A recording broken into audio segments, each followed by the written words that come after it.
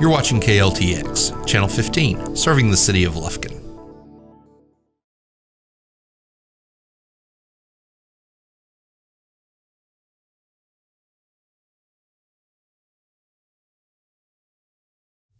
Today on Screen It or Stream It, possibly the most ludicrous science fiction idea I have ever witnessed on the screen.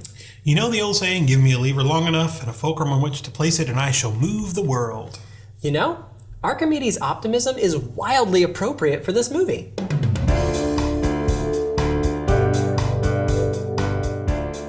The Wandering Earth is not rated, but will probably fall in the PG-13 range for intense sci-fi action, peril, and some violence and language. Faced with the end of the world as our sun begins to expand into a red giant that will burn up the entire solar system, mankind unites to save our species and, quite literally, the Earth. Rather than leaving to find a new home, humanity constructs tens of thousands of gargantuan Earth engines that will propel our planet on a 2,500-year journey to find a new star. After their initial launch, the first big obstacle arrives about 15 years later by way of the planet Jupiter, near which the Earth will sail in order to get a speed boost called a gravity assist. As Earth approaches the Jovian world, tidal forces cause earthquakes that shut down those Earth engines. Rescue efforts quickly fall apart as the proximity to the King of Planets also begins stripping Earth's atmosphere away, effectively halting all air traffic. A handful of survivors must scramble to fulfill their part of the global effort to restart all of the Earth engines, or risk crashing the entire Earth into Jupiter, spelling certain doom for all mankind. Add to that a story about a boy who misses his father, A space station with a HAL-like mind of its own, minus the homicidal tendencies, thrilling heroics, some questionable physics, and a positive message about putting aside our differences and working together. So, what do we think about this one? Oddly enough, liked by critics more than audiences, we think that The Wandering Earth is alright.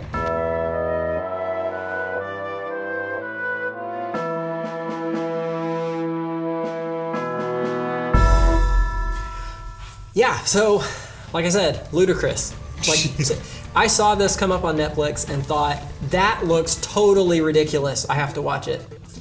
That's my literal thought process. I had heard about it because it was on some other movie news because it made so much money. I think it made like $700 million in China or something like that. Well, I'm glad to hear that.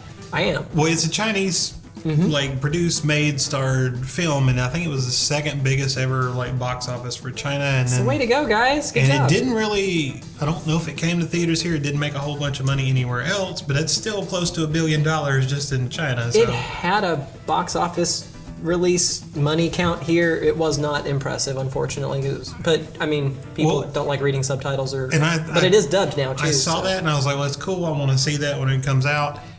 And then it just showed up on Netflix, and they didn't advertise it, they didn't push it, they didn't. It's just oh, by the way, here.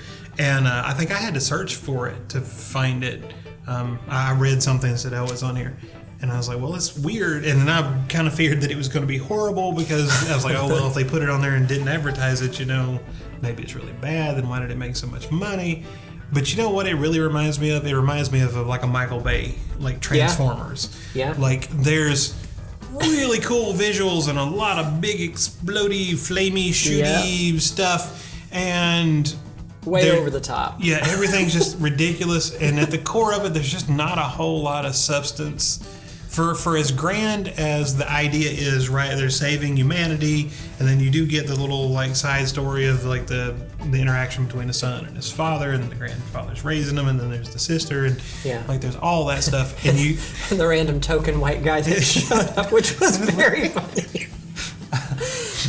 He's from Hong Kong. It's legitimate. It's fine. It's blonde hair and everything. So I watched it dubbed. You said you watched it. I watched it. I didn't think to check whether there was an option to dub it, because normally I don't like reading subtitles, but I have a really loud air conditioner in my house, so I've kind of embraced those lately, even on things that are in English. So I just went with that because that day the air conditioner was running. So. Well, I thought it would bother me, but as a kid I love watching Godzilla and things like that, and the mouth sync is just terrible, and it didn't really bother me at all. Aside from the fact that the story, the preposterousness, right? Yeah.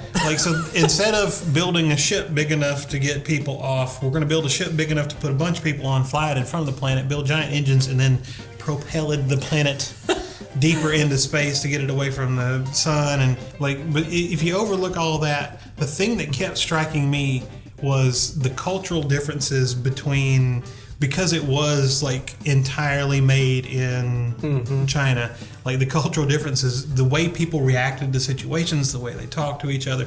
There's a scene where the government intervenes and they're trying to run away, and the government's like, no, you got to go this way, and they're like, okay, and they just turn the big giant crawler that I can't remember what they call it, turn it around, and okay, well, they say the army says we got to go this way now, sorry.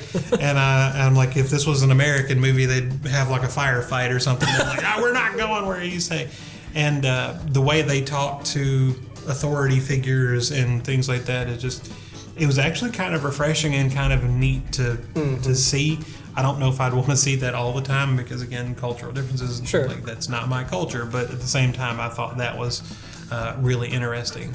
The preposterousness, though, of it's just so special effects heavy and so surprisingly well done for the most part. There were some of the wider shots where it was an obvious CGI landscape or whatever, but in spite of that, it's still, I don't know, it was fun. Well, and they got Weta Workshop to build most of the spacesuits and stuff. So all of the up close of the suits, the guns, and stuff like that were all really cool and really all the well sets, done. the costumes, the art direction was really, really great. Surprisingly great. And that's part of what kept me beyond the first few minutes of how ridiculous it was. It looked really cool. So even though I wasn't quite into it at first, there was a lot of neat stuff to watch. And then I got into it as it went on, even though it's kind of, your random stock apocalypse characters trying to survive, but that's okay, It did feel a little generic-y in most places. It didn't. And there were more than a few unnecessary complications that were then unnecessarily complicatedly resolved. There's no reason to fall off this slidey thing, and he's okay now. It's fine. Wow, just cut that out. It's fine. It was perilous enough without that. We didn't need that. But the entire world is in danger. Yeah. You're about to be crushed like an egg. What? Okay. And there were things I just didn't understand. I did the space station made no sense. Why did they need a space station in front of the planet? For navigation. For navigation. Why couldn't we just do that on Earth? Unless that was okay, if Earth doesn't make it, at least we got a few people on the space station. That's kind of what I thought it was, an insurance policy, a backup plan just in case. And there was the gigantic switch that was the size of a, freight train. Yep. People had why does it have a freight train size switch? But that's what you're talking about too, right? Yeah, and it's then kind of an unnecessary complication. Oh, we need to plug in this wire that's in the other room that we can't get to because the rubble is falling, and then we get it. And it's well, why wouldn't that wire just be in the room where everything else is? Why does it have to be in? Well, plus maybe a quarter of the story, or a third even, revolved around that core igniter or whatever they were trying to transport from this place to the engine. Why didn't they have those on site? Well, that was the main. To me, that was the main crux of the story, right? That was the whole. It may have been half the story was trying to get that thing to this place. So they have these giant engines, basically rocket engines that are propelling Earth, and the rocket engines go out. Yeah. And when the rocket engines go out, they have to have these igniters, which are big glowy ball things that they have to put in the rocket engines to relight them. Except all of them are stored, a continent away or something from where as far away as possible. And they have to take this perilous journey, and it's well, if that's the thing that starts it, why wouldn't you just keep it right next to the, or keep it in the facility, and there's no explanation to that. So there's a lot of stuff to me that just doesn't make sense. And I actually love this. They get really close to Jupiter at some point, and it becomes really big in the sky. And the guy gets mad, and he's got the minigun, and he's just shooting the minigun at Jupiter and yelling at it. Yeah. And while it's completely preposterous, I totally understand that. I'm I got you. I feel you. I understand that pain. Yeah. You have come too far to be defeated like this. So I guess that kind of sums up my overall feeling for the movie. The story is, special effects are really cool though, and I thought the effects alone, just watching it, the effects alone were enough to make it worth a watch. Yeah. But yeah, the concept is so ridiculous, but somehow it was just so much fun to watch. So and that's the thing that really caught me the most off guard, was I just had so much fun. Every time I think about this movie, it makes me smile. Every time I talk about it, it just makes me happy. So It's one of those, I figured I watched it, I'll probably never watch it again. But the more I think about it, who knows, maybe someday. But it's not, I'm not in a hurry to go watch it again. I'm still happy just thinking about it. See, it didn't have that effect on me. Honestly, this is one of those movies where you could be like cleaning the house and watch a couple minutes. You get up and you miss, 10 minutes. I could see that. Come back, you didn't miss anything. I could see that. There's not enough story to have missed and be worried about it. If you want something similar, this big blockbuster, save the world, Michael Bay-esque thing, what Michael Bay movie do you have for us, or other related similar? So I know some people don't like this and it's preposterous and big and over the top, but I love this movie, and it's Armageddon. I knew it. Kind of same deal, right? Earth is in dire peril. We're going to die. We send out this preposterous plan to fix it. I liked Armageddon a lot better. Just, again, an American movie, but I love the Bruce Willis and Ben Affleck and Michael Clark Duncan and Liv Tyler, and it's just a great cast, great soundtrack, and just over the top special effects. And it's just one of those ridiculous, over the top, but really fun movies. No, I agree with that completely. I was going to recommend that, but I thought it was such a good fit that I picked a second one just in case you picked it. And the other one, the second one it made me think of was The Core, which is a terrible movie about the Earth's core stops spinning, and that kills our magnetic field, and so we're getting radiated to death. And so they come up with this plan to nuclear bomb the Earth's core and start it spinning again. As one does. You can always tell if it's an American movie because nukes are involved. It's just one of those things. We like to blow stuff up. But again, just a ridiculous movie, ridiculous plan to save the world and, work together, and it had all of the cliches, like seriously, overly complicated problems that did not need to exist and complicate things that then get fixed in a ridiculous and complicated way. And but they're fun. Of the two, Armageddon's the much better choice, a much better fit, but, Today on Screen It or Stream It. Possibly the most ludicrous science fiction idea I have ever witnessed on the screen. You know the old saying, give me a lever long enough and a fulcrum on which to place it and I shall move the world? Archimedes' optimism is wildly appropriate for this movie. Not again. Today on Screen It or Stream It. R is not rated, but would probably fall into the R category for bloody violence and language. It's the story of a young couple, Renton and Hannah, that become kidnapped during a home invasion. Renton gets free and tries to fight back, but is shot to death for his trouble. He awakens, believing the episode to have been nothing more than a bad dream. And then it all happens again, with the exception that Renton can remember the events from the previous time. As he gets several do-overs, Renton tries to unravel the mystery of why he is stuck in a time loop. Well, that, and he has to figure out how to make it stop while keeping himself and Hannah alive. But the more times he lives through the loop, the more ways he discovers that things can go horribly wrong. So what did we think about this one? Not really loved by audiences or critics. We think Ark is actually pretty good.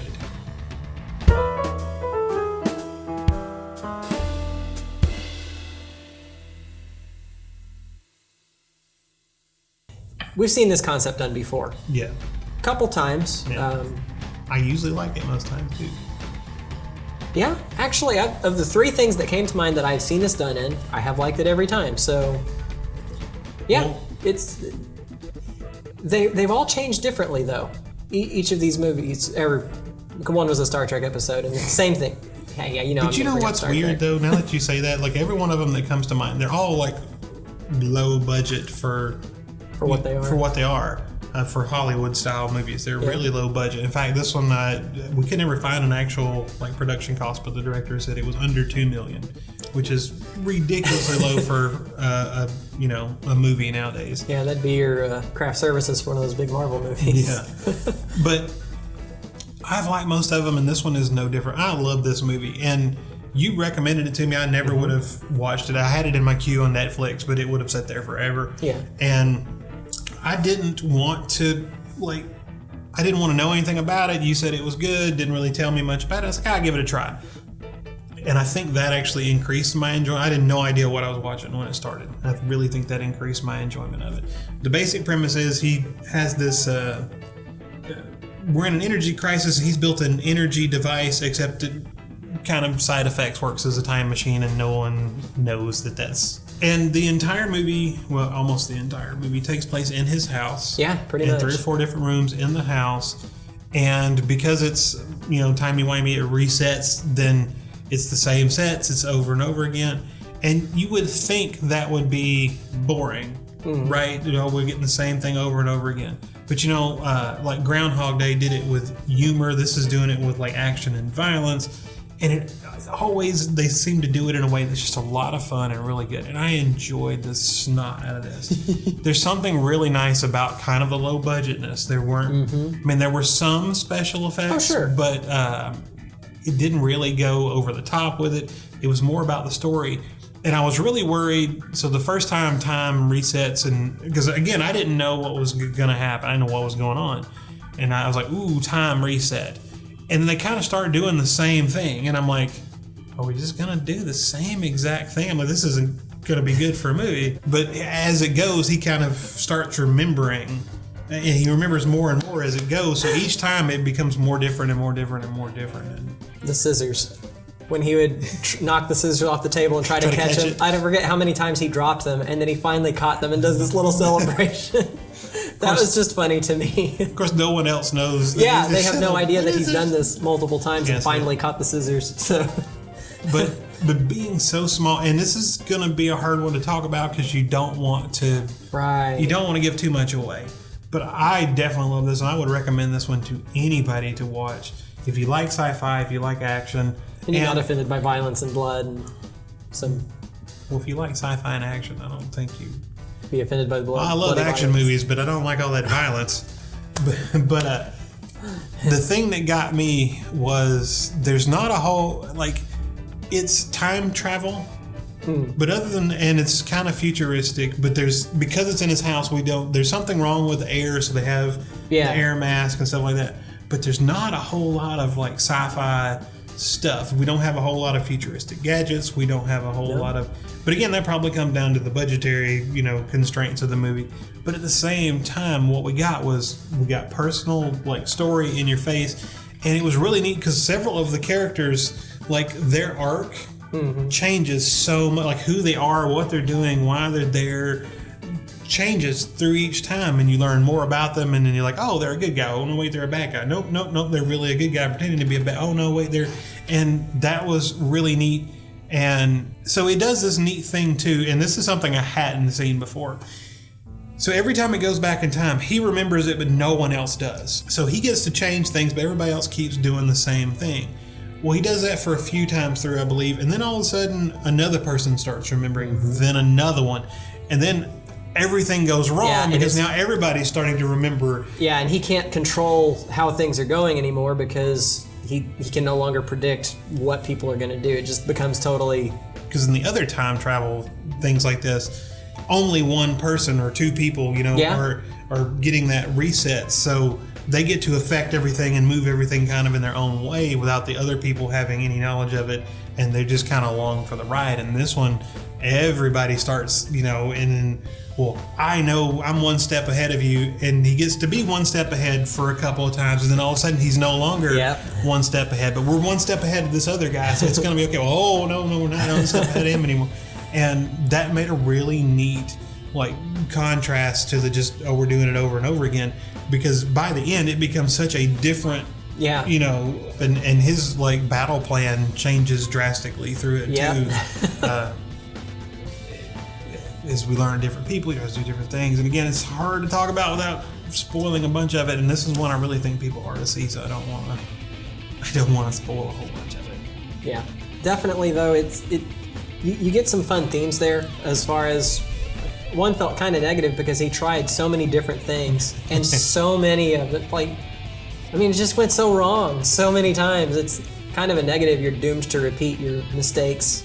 It was kind of I don't know if that's what they were going for, but that was one thing that struck me as a maybe something they were hinting at. It's kind of a little bit of a negative thought there, but I don't know. There was a little optimism too, because try again, we do. Well, I would say he did learn from his mistakes. That's true. It just wasn't instantly. He had to. Yeah. Well, they all kind of learned from their mistakes. How many times do you have to get killed to figure this out? No, it was complicated because it was, timey-wimey. Well, and a couple of times he gets himself killed and he's like, reset. Yeah. He's like, just kill me. Like, let's try again. That was a bad run. Which is kind of fun. It's almost like the video game thing, right? You get a little ways, you're like, oh, I picked the wrong path. Oh, well, I just start over from the last save point. And he kind of does that too. He's like, oh, well, I'm just going to wake up in the bed in the morning and it'll be fine. So let's reset and do that again. It's a fun ride, you know? I like the aesthetic to it. I like the effects that were in it. I like the story that was in it. I like the acting that was in it. I really can't point to anything and be like, well, this just kills the movie for me. I had a lot of fun with it. I thought the idea was really neat. I thought the story was really neat. I thought the people playing the parts did perfectly fine. The main guy is he's one of the DC series characters. Oh, okay. He's on the Flash and the other one that I can't think of the name of right now. But I knew I'd seen him somewhere before, but other than him, I didn't really I didn't recognize the people. I didn't know anything about them. And sometimes that's a really good thing, because sometimes it's really hard to, there's Johnny Depp as whatever, and it wasn't. They were just characters and they were people. And I think that's, again, one of the things I really love about low budget movies is you get those great characters and things, and they just get to be those characters. You know, we should probably do an informal survey sometime. Just pick a year and then check the low budget movies that came out that year versus the big budget Hollywood movies and see what the ratio of good to really stinkers are. Because I'm kind of curious now if the low budget ones are delivering as many decent movies as the big budget blockbusters are. Well, it's probably just a case of what we get to see, right? Because if it's big budget, whether it's good or bad, you're going to get to see it. If it's low budget and it stinks, well, you're probably never going to get to see it. It's got to make some kind of waves and be at least halfway decent before somebody puts it out. This one, the director. You got it. I do. Tony Elliott. Writer director, right? And I think he'd been wanting to make this for a few years. Nobody would give him funding for it, and then Netflix kind of stepped in and went, take it and make it. And I think this is one of those good examples of Netflix. Sometimes Netflix originals, they take stuff and they call it original, and a lot of times it just seems like they're throwing money at every piece of garbage out there, and you get a lot of stinky stuff. And shame on them for that. But sometimes those Netflix originals just hit. And they're really good. And this is one of those. It didn't cost that much money in the grand scheme of things. And it's really enjoyable. And again, it's on Netflix. It doesn't cost you anything. Try it. All right. So if you don't want to watch ARC, do you have a streaming recommendation for either something on the same, or if you liked it and want more? Well, there's a lot of the like I said, the timey-wimey ones, and I'm going with another one. And it's one of the first ones I saw with this, and it's Lola Run. That's a good choice. It's a German film. I've only ever watched it subtitled, but I'm sure it's dubbed out there somewhere. But the basic premise is it's a girl named Lola. Her boyfriend is going to be killed by the mob. He ends up losing some money, and he needs her to bring him this big chunk of money. And she doesn't have the money, and she has to get to him in, an hour or something like that. And so she runs across the city trying to get the money and get to him, and she fails horribly. And this one of those where there's no point, there's no explanation for the time trip. She gets to the point, everything goes wrong, and she just goes, no, this isn't the way it should be. And then time starts over again. Yeah. And again, this is just singularly, she's the only one that understands that the time is resetting. But I love this movie because, aside from the fact it makes you really exhausted to watch, she runs for the entire movie. So it's aptly named. But she does these little things, just minor things different. And the movie kind of follows. So she'll bump someone on the street, and then it will follow them for a few seconds and show you how their entire lives change, like the butterfly effect, right? And then the next time she runs, she knows they're there, and so she sidesteps and she doesn't, and then it follows them, and you get to see how their life changed drastically because she didn't just bump their shoulder. And it does that with many things in many places. And every time she resets and reruns, she affects different people and the same people. And I loved the butterfly effect thing where you're kind of following the different trails. This is an older movie. It was probably 90s-ish. This is one I have on DVD. I own it. Watch it at least once a year. I really, really love this movie and can't recommend it enough. Which is funny because I was actually going to say ARC gave me a 90s movie feel, even though it was made in 2016. It had that feeling, and probably because it was mostly practical shot on set. So I have kind of a split feeling on recommendation. like, I want to instinctively go for Edge of Tomorrow, which is sci-fi, time repeating. Live, die, repeat. Yes, but I'm not, because it's an obvious choice. I'm going with a slightly less obvious choice that actually has no time travel in it at all. Or shame.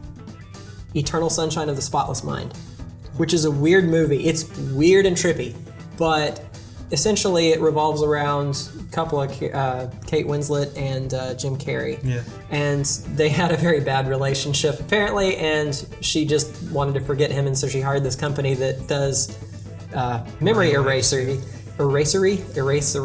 And so he ends up also wanting to forget her because he can't believe that she forgot him. And I just remember he asked the guy, well, can that cause brain damage? Well, strictly speaking, it is brain damage, but it's on par with a night out drinking.